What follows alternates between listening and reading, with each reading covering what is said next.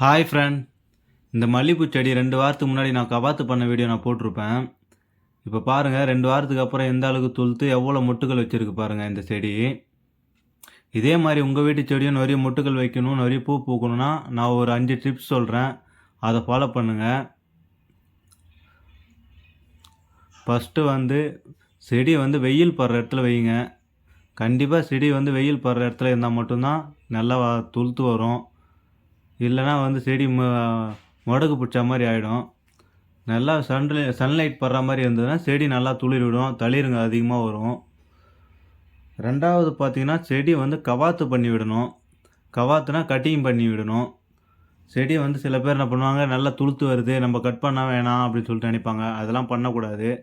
கண்டிப்பாக செடியை கட் பண்ணி விடணும். கட் பண்ணி விட்டிங்கன்னா மட்டும்தான் செடி துளிர் அதிகமாக விட்டு செடி பெருத்து வரும், பெரிய செடியாக வரும். அப்போ நம்மளுக்கு அந்த ஒவ்வொரு துளிர்லேயும் மொட்டுகள் அதிகமாக வரும் நம்மளுக்கு. அப்புறம் பார்த்திங்கன்னா நீ மெயினாக 10 நாளைக்கு ஒரு முறை செடிக்கு உரம் கொடுக்கணும். நம்ம 2 மல்லிகைப்பூ செடி வச்சுருக்கோம். குண்டு மல்லி இது. இங்கே பாருங்கள், இந்த செடியும் எவ்வளோ மொட்டுகள் வச்சுருக்கு பாருங்கள். கண்டிப்பாக 10 நாளைக்கு ஒரு முறை உரம் கொடுக்கணும். நாங்கள் கிராமன்றதுனால நம்ம ஆட்டு சாணம், மாட்டு சாணம் எங்களுக்கு சாதாரணமாக கிடைக்கும். நாங்கள் அதை கொடுக்குறோம். உங்களுக்கு அது கொடுக்க முடியலன்னா நீங்கள் என்ன பண்ணுறீங்க, டிஏபின்னு கருப்பு கலரில் ஒரு மருந்து இருக்கும். அது மருந்து கடையில் கேட்டிங்கன்னா கொடுப்பாங்க. அதை ஒரு கைப்பிடி அளவு கொஞ்சமாக எடுத்து நீங்கள் செடிக்கு அடி வேரில் போட்டு விட்டு தண்ணி ஊற்றி விடுங்க. கண்டிப்பாக அது 10 நாளைக்கு ஒரு முறை போட்டே விடணும். அப்போ தான் செடி நல்லா பச்சை பசையில் நல்லா துளிர் விடும், மொட்டுக்களும் அதிகமாக வைக்கும். அதுக்கப்புறம் மெயினான விஷயம் செடியை வதங்கி போக விடக்கூடாது.